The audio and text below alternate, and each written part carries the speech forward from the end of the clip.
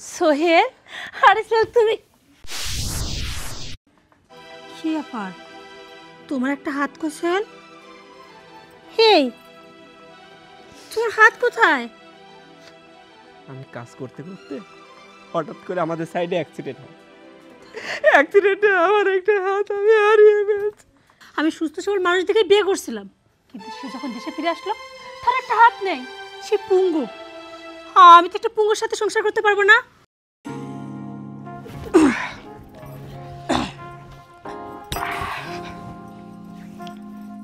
শোনো না, তোমাকে তো একটা কথাই বলা হয়নি।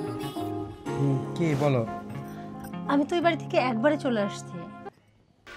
বাবা, কটা টাকা ভিক্ষা দাও। আসসালামু আলাইকুম। আরে আন্টি, আপনার এই অবস্থা কেন? আরে বাবা, সবই কপালের দোষ। ওই আল্লাহ লেখা রাখছে ভিক্ষা করা, তাই ভিক্ষা করতেছি।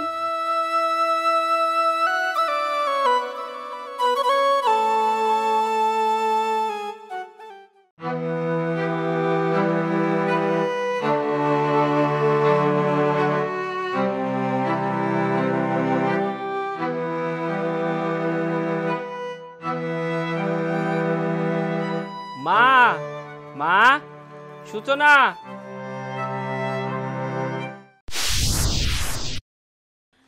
বাবা, তুই আসছিস? বাবা, কেমন আছিস তুই? সোহেল, তোর কি অবস্থা বাবা?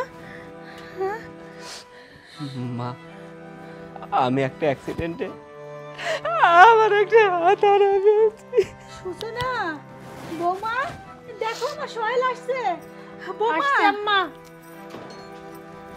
সোহেল, আরে সোহেল তুমি কি ব্যাপার? তোমার একটা হাত কোথায়? হেই, তোমার হাত কোথায়? আমি কাজ করতে করতে হঠাৎ করে আমাদের সাইডে অ্যাক্সিডেন্ট হয়। অ্যাক্সিডেন্টে আমার একটা হাত আমি হারিয়ে ফেলছি।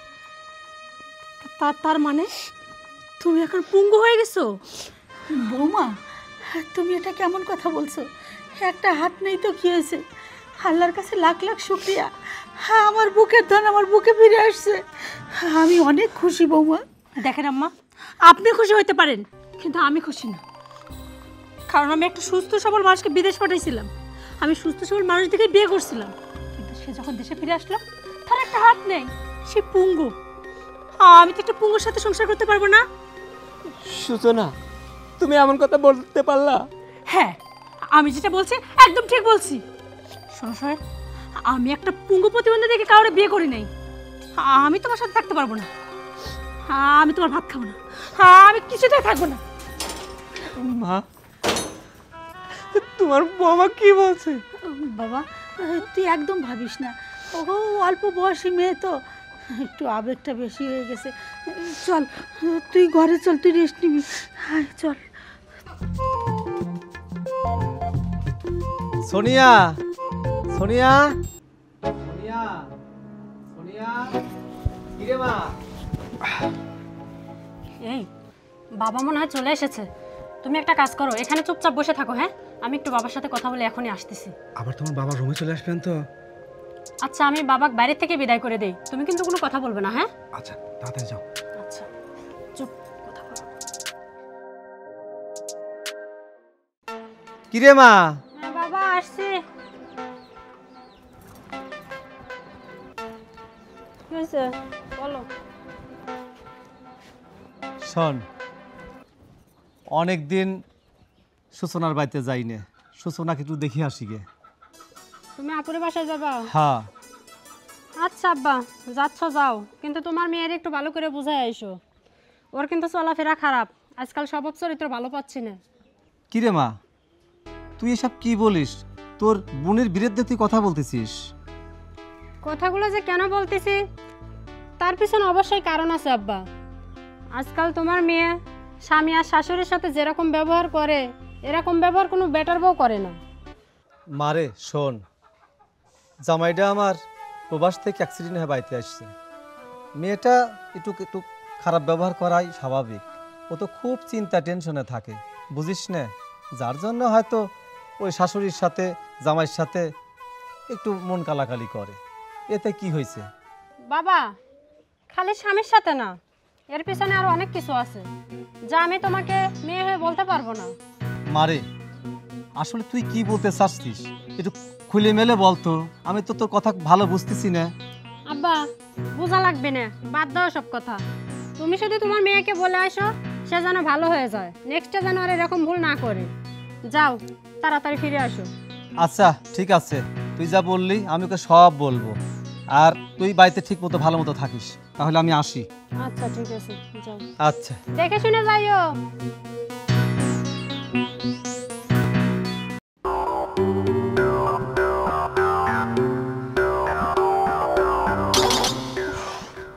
অল্পের থেকে বেঁচে গেছি জানো, ভাগ্যিস বাবা ভিতরে ঢোকে নাই, আজ ঢুকলে যে না জানি কি হইতো। আল্লাহ, চলে গেছে তোমার বাবা? চলে গেছে? হ্যাঁ। কোথায় গেল? বাবা সূচনাপুরি বাসায় গেছে। তাহলে তো আর আসতেছে না, অনেক সময় আছে। আচ্ছা শোনো, আমি এখন যা বলি, তুমি আমার বিয়ে করবা কবে? বিয়ে? হ্যাঁ, বিয়ে তো করবো। আরে এত এত তাড়াহুড়া কেন? একটু সময় দাও না। ন্যাকামি বাদ দাও, সময় দিতে দিতে কতটা দিন পার হয়ে গেল, তুমি একটাবার বোঝার চেষ্টা করতেছো না। এখন আমার যে অবস্থা, যত দিন যাবে তত আমার আরও বেশি সমস্যা হবে। আস্তে আস্তে আমি ঘরের ভিতরে থাকা ধরবো, আমি বাইরে বেরোতে পারবো না। এই মুখ আমি কিভাবে সমাজে দেখাবো? তুমি বোঝার চেষ্টা করো একবার। দেখো সোনিয়া, আমি তোমার অবস্থা বুঝতে পারতেছি, কিন্তু আব্বু আম্মুকে তো বোঝানোর একটা ব্যাপার আছে, তাই না? আর তাছাড়া বিয়ে শাদির একটা ব্যাপার, হুটহাট করে বললে তো হয় না, তাই না? আচ্ছা, তুমি কি আমারে বিয়ে করবা না? বিয়ে যদি করতা, এত দেরি করতেছো কেন? সেই কতদিন আগের থেকে আমাদের সম্পর্ক। আবার তুমি তো জানোই যে এখন আমি প্রেগনেন্ট। সব কিছু জানার পরে তুমি কেন তোমার বাপ মায়ের কাছে কথাটা গোপন রাখতেছো বলো তো? আরে তুমি এক কথা বারবার কেন বলো বলো তো? আচ্ছা, আমি কি একবারও অস্বীকার করছি আমি তোমাকে বিয়ে করব না, নাকি তোমার গর্ভের বাচ্চাকে আমি অস্বীকার করছি? আমি বলতেছি আমাকে জাস্ট 2-3 মাস সময় দাও। এখনো 2-3 মাস? আসলে বাবা তো দেশে নাই, বাবা আসবে বুঝছো।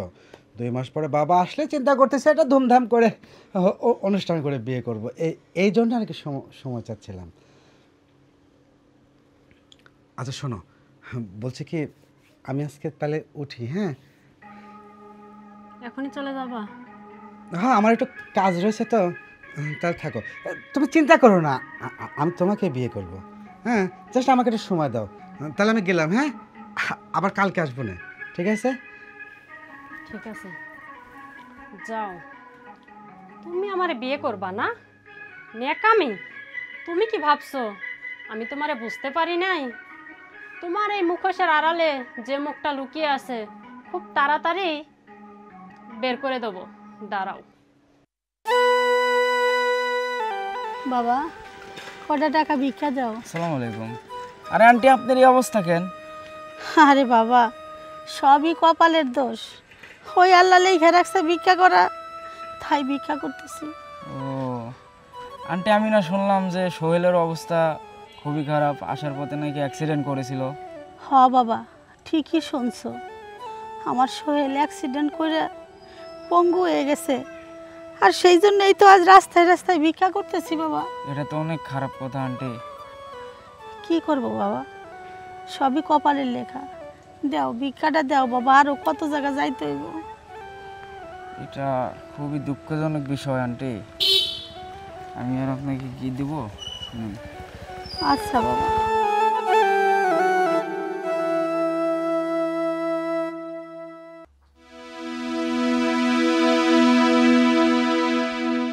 সূচনা, সূচনা, কি হয়েছে রে? কি একটু উঠবা?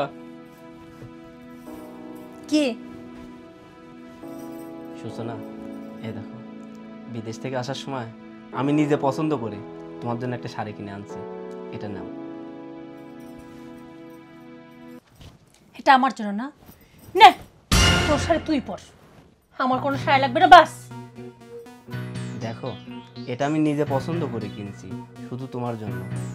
এই এত কেন কথা বলতেছিস? হ্যাঁ, তুই নিজে পছন্দ করে কিনছিস কি কিনিস না সেটা তোর ব্যাপার, আমার পছন্দ না। বাস, আমি তোর থেকে কোনো জিনিস নিতে চাই না। তুমি আমার সঙ্গে এমন ব্যবহার কেন করছো বলো? আমি কি এমন অপরাধ করছি? হো, তুই বুঝতে পারতেছিস না। এই তুই বুঝতে পারতিস না আমি কিসের জন্য তোর সাথে এরকম ব্যবহার করতেছি? এই তোর মতো একটা পুঙ্গু প্রতিবন্ধীর সাথে যাচ্ছে আমি কত ভালো ব্যবহার করবো? হ্যাঁ, তোর দেখলে না আমার গার মধ্যে ঘিন ঘিন ঘিন ঘিন করতেছে। তোর আমার সহ্য হচ্ছে না। তুই আমার ব্যবহার থেকে বুঝতে পারিস না? দেখো আমি কিন্তু প্রতিবন্ধী ছিলাম না, হঠাৎ করে একটা অ্যাক্সিডেন্টে আমি একটা হাত হারিয়ে ফেলছি। কিন্তু দেখো বাংলাদেশে এমনও মানুষ আছে যাদের দুইটা হাত নেই, এমনও মানুষ আছে যাদের দুইটা পাও নেই, তাদের সঙ্গে কিন্তু তাদের বউরা সংসার করতেছে, আর আমার একটা হাত নেই। এই জন্য তুমি আমার সঙ্গে এরকম ব্যবহার করছো।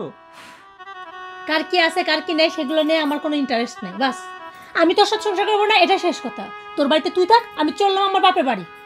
সূচনা, আজকে আমার একটা হাত নেই জন্য আমার এত ভালোবাসার বউ সে আমাকে ছেড়ে বাপের বাড়ি চলে যাচ্ছে। হায় রে প্রবাসীর কপাল, আসলে প্রবাসীর কারণ আপন হয় না, সবাই স্বার্থপর। বৌমা, তুমি এই বৌমা কি হয়েছে এটা? কি এই লাগেজ টাগেজ নিয়ে কোথায় যাচ্ছ? বাপের বাড়ি। কেন বৌমা? কারণ আমি এখানে থাকবো না তাই। থাকবা না মানে? স্বামীর সংসার ছেড়ে কোথায় যাবা মা? বারে এইরকম একটা পুঙ্গু প্রতিবন্ধীর সাথে আমি সংসার করব? অনেক হয়েছে আম্মা, আর না, আমি এখানে আর এক মুহূর্ত থাকবো না। বৌমা, আমার ছেলেটা তো আগে এরকম পঙ্গু ছিল না, এখন আল্লাহ কোনো একটা দুর্ঘটনায় তার একটা হাত কেড়ে নিছে, তার জন্য কি স্বামীর সংসার ছেড়ে চলে যাবে মা? শোনে, আমি না ওনাকে সুস্থ সবল দেখে বিয়ে করছিলাম, ওরা আমি এইসব পুঙ্গু দেখে বিয়ে করি নাই। তাই যার একটা হাত নেই তার সাথে আমার সংসার করার প্রশ্নই আসে না। বৌমা, এরকম কথা বলতে হয় না। বিয়ের পরে মেয়েদের স্বামী একমাত্র সম্বল, একটা হাত নেই কি হয়েছে? আমার ছেলে তো আর খারাপ না বৌমা। থাক হয়েছে, অত গুণগান আপনার ছেলে গাইতে হবে না। আমি এই সংসার করবো না, এটাই আমার শেষ কথা। আপনার ছেলেকে নিয়ে আপনি কি করবেন না করবেন সেটা আপনার ছেলে আর আপনি ভালো জানেন, আমার তাতে কিচ্ছু যায় আসে না। মা, ও যাইতে যাচ্ছে, ওকে যেতে দাও। আসলে সংসার কিসে চলে জানো মা? বিশ্বাস আর ভালোবাসা। কিন্তু ও তো আমাকে ভালোবাসে না। যদি আমাকে ভালোবাসতো তাহলে আমার এই অসহায় অবস্থায় আমাকে ছেড়ে যেতে পারতো না। জানো মা, আমরা রাস্তায় দেখি দুইটা হাত নেই কিংবা দুইটা পা নেই, হ্যাঁ রাস্তায় রাস্তায় ভিক্ষা করতেছে, আর স্ত্রী সেই ঠেলাগাড়ি পিছন থেকে ঠেলতেছে। তাদের সংসার কিসের উপর টিকে আছে জানো মা? বিশ্বাস আর ভালোবাসার প্রতি। ও যদি আমাকে ভালোবাসতো তাহলে আমাকে ছেড়ে যেত না। ও তো আমাকে ভালোবাসে না। যাও, তুমি যদি আমাকে ছেড়ে সুখে থাকো যাও, আমি দোয়া করি তুমি অনেক ভালো থাকো। বুঝতে যখন পারছো তাহলে তো কথা কেন বাড়াচ্ছে? হ্যাঁ, আমার দেরি হয়ে যাচ্ছে, আমি আসি। ঠিক আছে, যাও। হ্যাঁ আসি।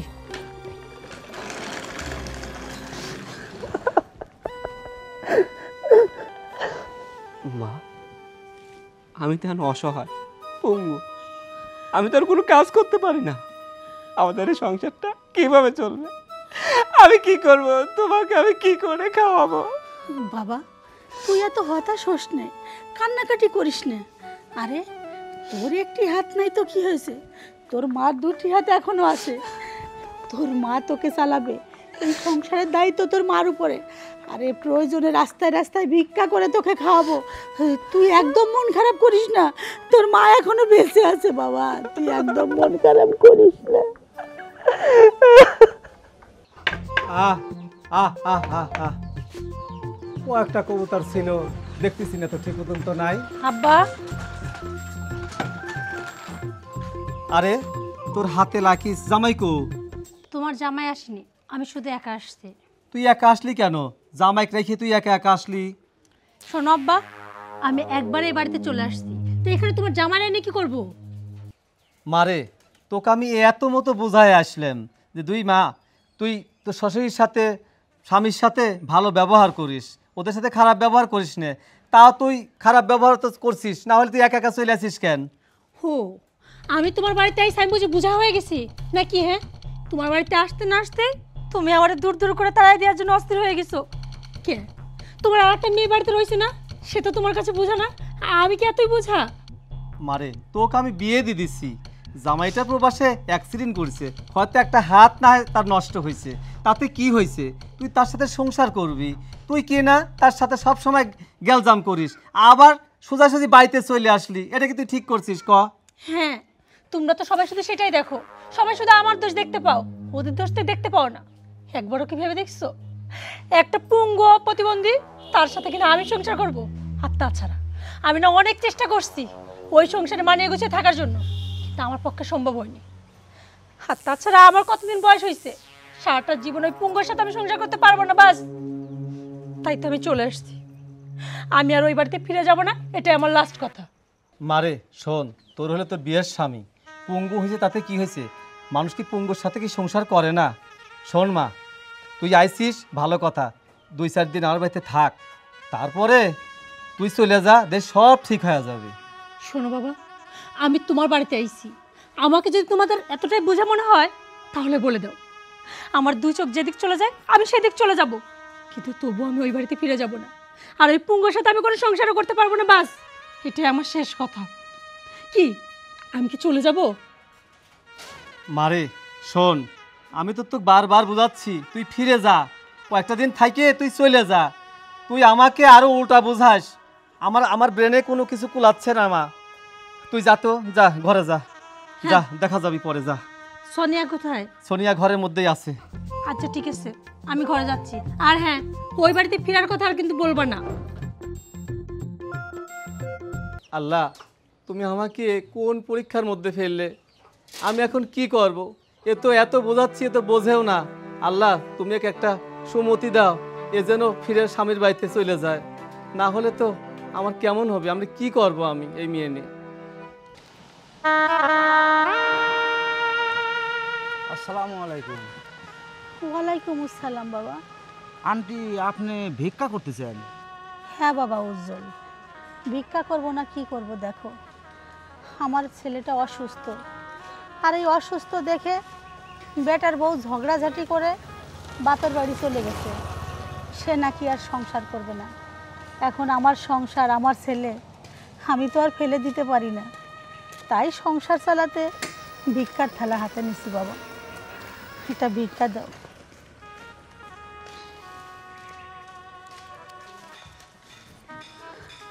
বাবা উজ্জ্বল, 500 টাকার নোট দিলা, আমার কাছে তো খুচরা নাই বাবা। আন্টি, আপনার 500 টাকায় দিছি, ভাঙা দিতে হবে না, 500 টাকা ধরেই নেন। আচ্ছা বাবা, আল্লাহ তোমার মঙ্গল করুক, ভালো থাইকো বাবা। আচ্ছা ঠিক আছে আন্টি, ভালো থাকেন।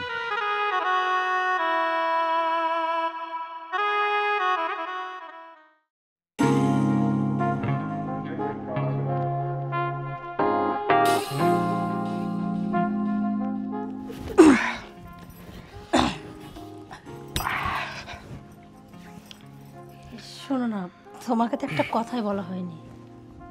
কি বলো? আমি তো এই বাড়ি থেকে একবারে চলে আসছি। একবারে চলে আসছে মানে? আরে মানে আমি ওকে ডিভোর্স দিব, এর জন্য ওই বাড়ি থেকে আমার কাপড় চোপড় নিয়ে একবারে চলে আসছি। ডিভোর্স দেওয়ার দরকার কি? আমি তো বুঝলাম না। আরে ভালোই তো, প্রবাস থেকে আসছে, টাকা পয়সা তো অনেক আছে, ডিভোর্স দেওয়ার দরকার কি? এই তুমি বুঝতেছো না কি দরকার? আরে আমি পুঙ্গটার সাথে সংসার করব না, আর তাছাড়া আমি তো জান তোমাকে ভালোবাসি, তোমার সাথে সংসার করব, তার জন্য তোরা ডিভোর্স দিচ্ছি। না শোনো, আমি বলছিলাম কি, ডিভোর্স দেওয়ার দরকার নাই, আমরা যেভাবে সময় এক্সপ্লেন করছি এইভাবে চলে না, সমস্যা কি? বুঝলাম না। মানেটা কি? তুমি আমাকে ভালোবাসো না?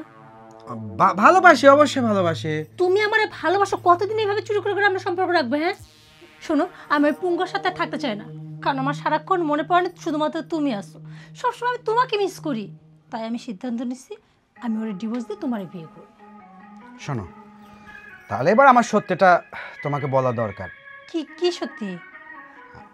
আচ্ছা, তুমি কি করে ভাবলা তোমার সাথে আমি সংসার করব, তোমাকে আমি বিয়ে করব?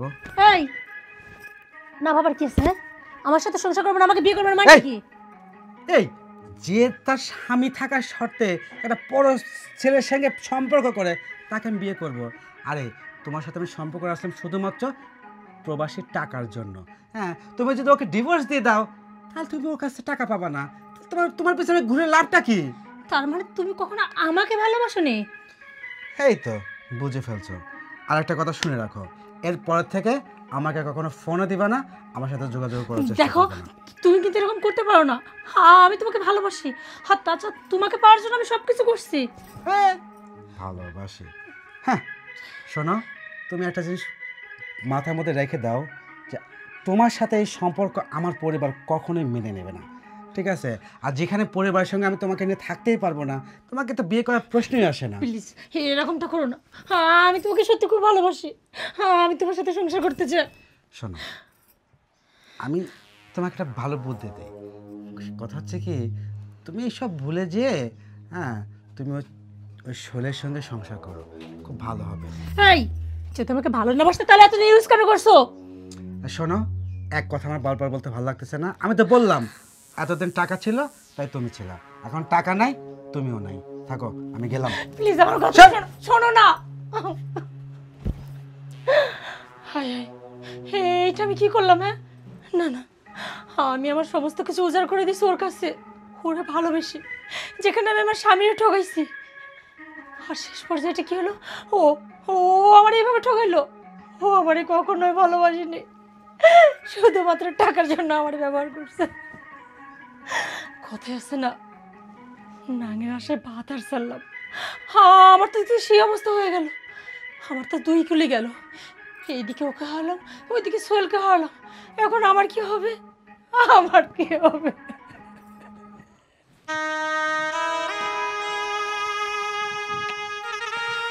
বিয়ান, আসসালামু আলাইকুম।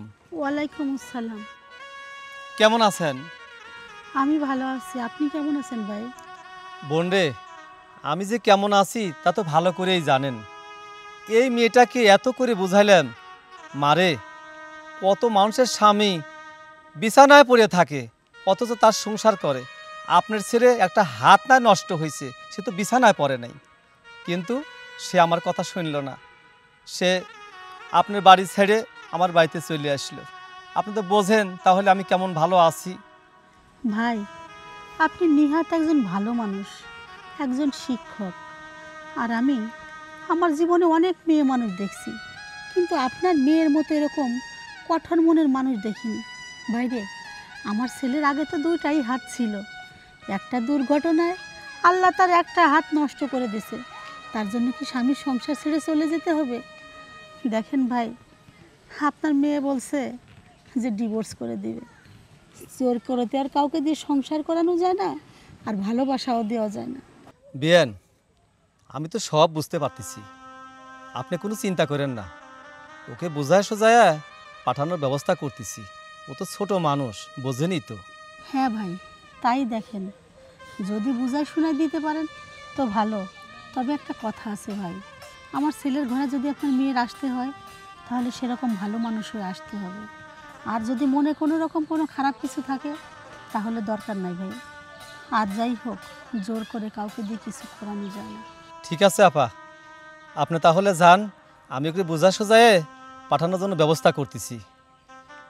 আর বিয়ান, তাহলে আপনি কি ভিক্ষাই করতেছেন?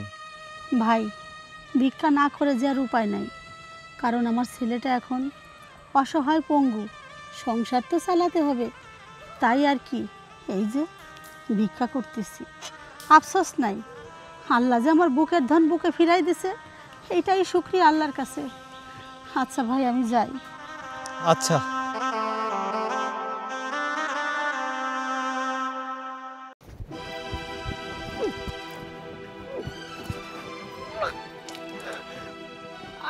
আরে সোনিয়া, কি রে, কি হয়েছে? এইভাবে বমি করতেছিস? আপু, আমার একটা সর্বনাশ হয়ে গেছে আপু। সর্বনাশ? কি সর্বনাশ? আমি একটা ছেলের ভালোবাসতাম, তারপর? ওর বাচ্চা আমার পেটে, আমি এখন গর্ভবতী আপু। কি? হ্যাঁ সর্বনাশী, তুই সব কি বলতেছিস? হ্যাঁ, তুই গর্ভবতী মানে?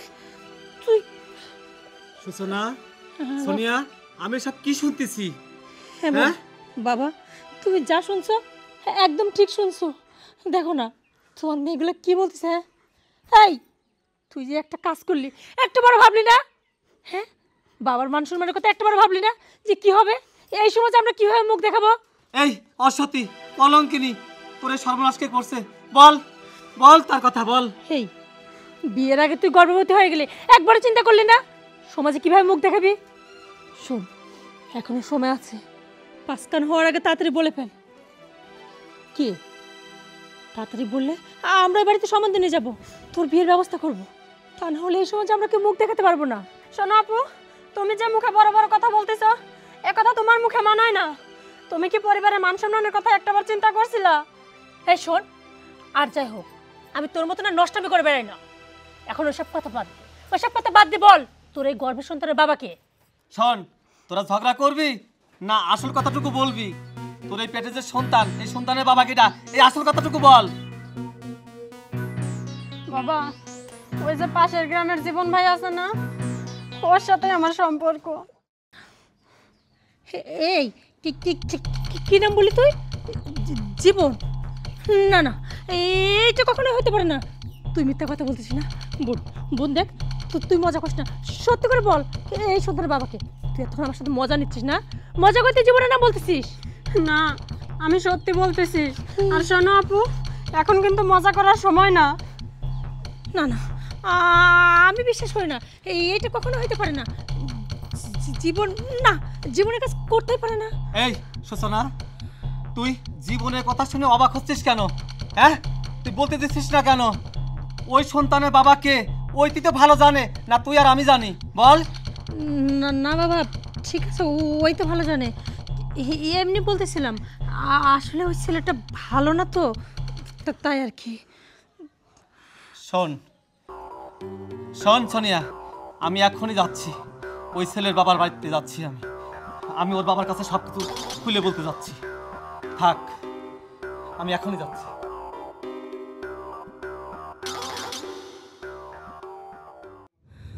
না না, এইটা হতে পারে না। এইটা কিভাবে সম্ভব? হ্যাঁ, ও তো আমারে ভালোবাসে।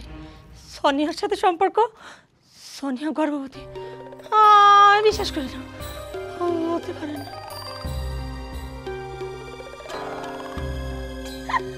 সোনিয়া গর্ভবতী, জীবনের সন্তান? না না।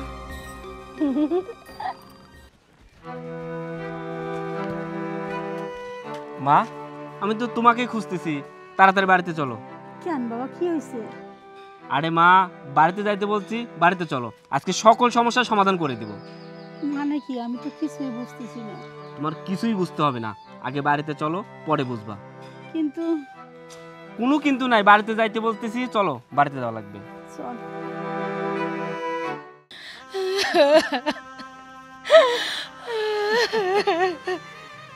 আরে তুই কি করলি মা? আব্বা, সোনিয়ার খাইতো না। সূচনা, সোহেল, তুমি তুমি আইছো? কি ব্যাপার সোহেল?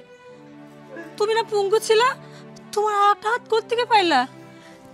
এটা তো অবিকল তোমার আগের মতোই হাত দেখতেছে দুইটাই। আমি পঙ্গু হইনি, শুধুমাত্র তোমাকে পরীক্ষা করার জন্য আমার এই পঙ্গুর নাটকটা করতে হয়েছে, অভিনয় করতে হয়েছে। মানে তুমি আমার জন্য এগুলো করছো? হ্যাঁ, তোমার জন্য এগুলো করছি। সোনিয়া কোথায়? সোনিয়াকে ডাকো। সোনিয়া? সোনিয়া আর কখনো ফিরে আসবে না। ওকে হাজার ডাকলেও না, ও আজকে আর কারো কথার উত্তর দেবে না। সোনিয়াকে ডাকতে বলছিল না? দেখো, এই দেখো সোনিয়াকে, এই দেখো, দেখো, দেখছো সোনিয়াকে নিয়ে এত ডাকতেছে, ও না আর উঠতেছে না। আমাদের কারো কথা আর সাড়া দিচ্ছে না সোনিয়া। এটা কিভাবে হলো? জানো তো, সোনিয়া না সুইসাইড করছে। বৌমা, এই এমন কি ঘটেছিল যে যার জন্য সোনিয়া সুইসাইড করলো? হঠাৎ করে না মা, ও প্রেগনেন্ট হয়ে গেছিল। ওরা অনেক বুঝাইছিলাম, কিন্তু ও যে এরকম একটা কাজ করে ফেলবে এইটা আমরা কেউ বুঝতে পারিনি, কেউ না। এই সোনিয়ার মৃত্যুর জন্য একমাত্র তুমি দায়ী। তোমার জন্য দুইটা জীবন নষ্ট হয়ে গেল। সোহেল, কি বলছো তুমি? আমি আমি কিভাবে দায়ী হলাম? হ্যাঁ, একমাত্র তুমিই দায়ী। একজন তো মারা গেছে, আর আমি বেঁচে থেকেও জিন্দা লাশের মতো জীবন যাপন করছি, আর এই জন্য শুধুমাত্র তুমি দায়ী। না সোহেল, আমি সোনিয়াকে মারিনি, বিশ্বাস করো, আমি সোনিয়াকে কিচ্ছু বলিনি। তুমি যতই অস্বীকার করো, এজন্য তুমিই দায়ী। আমি আমি কিভাবে দায়ী হলাম? তুমি কিভাবে দায়ী হলে তুমি বুঝলা না? জীবনকে চেনো? জীবন? তুমি জীবনকে কিভাবে চিনলা? আমি জীবনকে চিনি, আর তোমার সম্বন্ধে অনেক কিছু জানি। তুমি ভাবছো এত কিছু আমি কিভাবে জানলাম, তাই না? মানে কি জানো? আমি তো সেটাই বুঝতে পারতেছি না। আর তাছাড়া আমি তো জীবনকে সেভাবে চিনিও না। তুমি জীবনকে চেনো না, আমি কিভাবে জানি? তাহলে শোনো।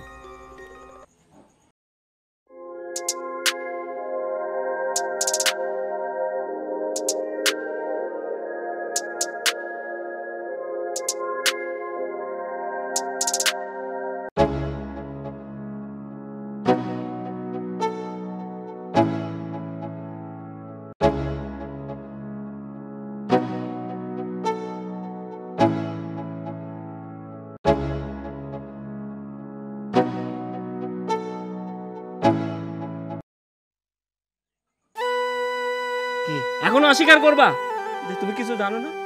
শুধু তোমার ভুলের জন্য আজকে দুইটা জীবন নষ্ট হয়ে গেল।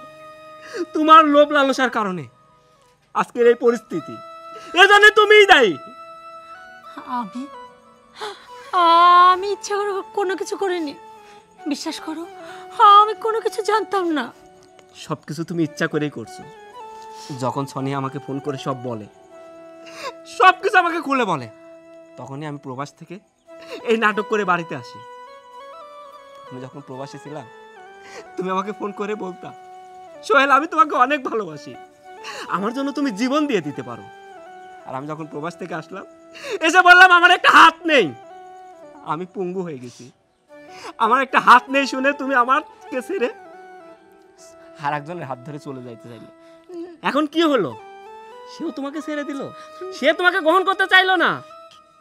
আরে তোমাদের মতো মেয়েরা ভুলে যায় একজন প্রবাসী কত কষ্ট করে টাকা উপার্জন করে তার প্রিয় মানুষকে ভালো রাখার জন্য, তার পরিবারকে ভালো রাখার জন্য। জানো আমরা প্রবাসীরা না এত কষ্ট করি, তবু তোমাদের মতো মেয়েদের কাছে আমরা ভালো হইতে পারি না। তোমরা তো স্বার্থপর। প্রবাসে কত কষ্ট করতে হয় জানো? 18 ঘন্টা ডিউটি করি, আবার এসে নিজে রান্না করে খাই, ঘুমানোর টাইম পাই না, মাত্র 4 ঘন্টা ঘুমাই। তার মধ্যে তোমার সঙ্গে 2 ঘন্টা কথা বলি, আর যখনই কথা বলি তখনই বলো, সোহেল কবে টাকা পাঠাবা? এই মাসে টাকাটা একটু বেশি পাঠায়, আমার অনেক কিছু প্রয়োজন।